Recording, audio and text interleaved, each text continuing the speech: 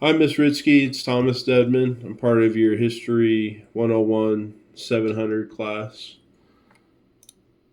Uh, this is my three questions on the oral traditions. Um, what could be useful in using oral histories in writing about the past? Oral histories could be useful in writing about the past by corroborating with other historical events. So, yeah, historically, Native Americans did not write down their stories, their history. They relied on oral traditions. So it would make sense that they would have stories to justify there being a sun, and they are also known for worshiping of animals. So for me, this story that we have on Blackboard makes a lot of sense.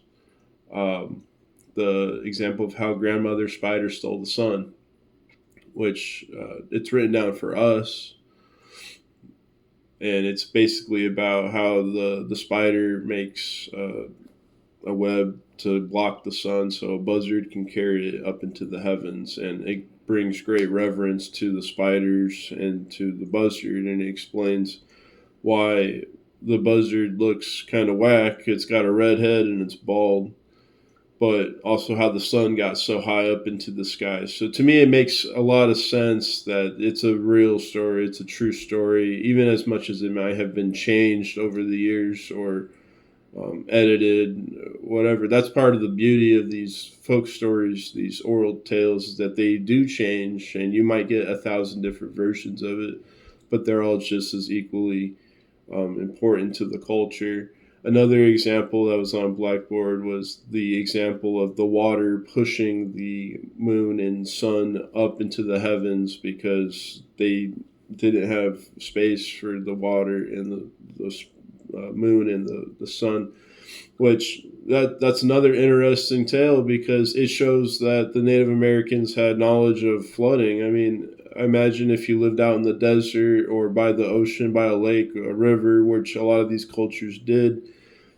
When you'd have rain, sorry, I'm sick.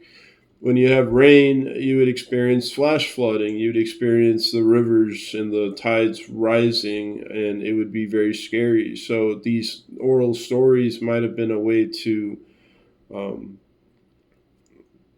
impart that information with the younger members of their tribe, so that they wouldn't be so frightened of flooding. It's something that happens throughout their history, their culture, and that to me is what makes oral histories useful for writing about the past. Is while the whole story is a story and it's fictional, there are bits and pieces of history and truth in these things.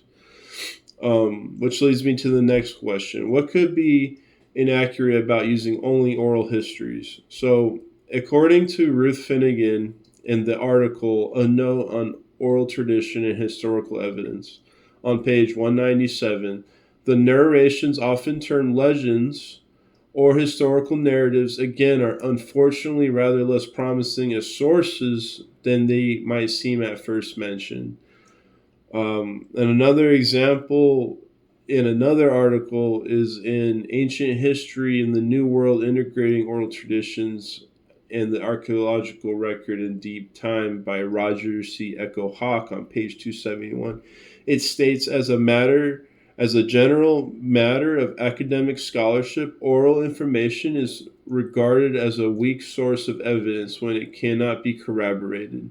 So it would seem that when an oral story can be vouched for by other historically important events, sources, artifacts, and corroboration, just like a whole tribe coming together and telling you pretty similar versions of a story, it can be a great accent to other historical messages.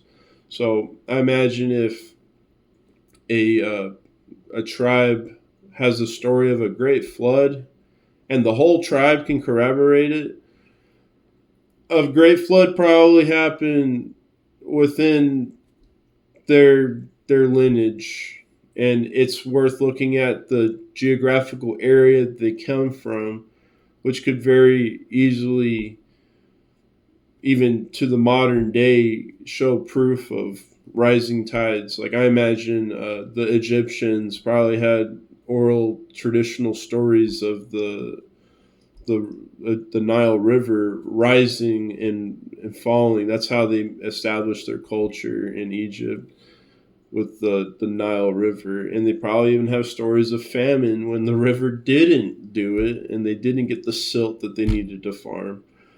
That's out of context of what we learned in this lesson. And then the third question is what types of data or items could be used to support oral history? So Roger C. Echo Hawk proposes on page 272 three tests. Test one. They need to fall under Jan Vancina's classification of a group account.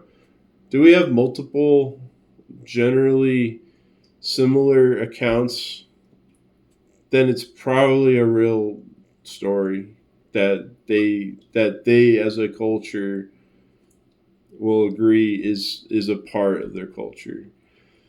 Test two, should they be presented that they should be presented as a fictional story with bits of historical truth. I mean, if anybody comes to you with an oral story about how they stole a car, but they didn't actually steal the car, they felt like somebody told them they should steal the car, I'm not going to believe it. But if you have 100 people come forward and tell you, you know what, I was told to steal that car, and 100 people heard the same thing, maybe it's a little more believable, and there might be bits of actual factual evidence for it. That's up to archaeologists to find that. Test three is the historical parts must be backed by evidence such as archaeological data, written records, etc. So, like these Native Americans, when they're passing these stories down, there might be calligraphy or pots or leather tanned or even paintings on a cave with maybe part of that story is on a wall where there's a representation of water rising and the sun and the moon are above it, which might just look like a beautiful portrait to us, but it might actually corroborate with the story and also with historical uh, ecological events that could have very well possibly happened. But it's important to be skeptical, to keep an open mind as well, which, according to Ruth Finnegan, these sources are highly susceptible to influence and they should be taken with a grain of salt. And we should use other historical events and artifacts to back up these oral stories if we can, because they only bring more points of view and more potential evidence of what these people experienced in the past and maybe even ongoing. I mean, if these oral stories continue to be passed along, it's because it gives value throughout time. So thank you for your time. And I hope this are some good answers for your questions.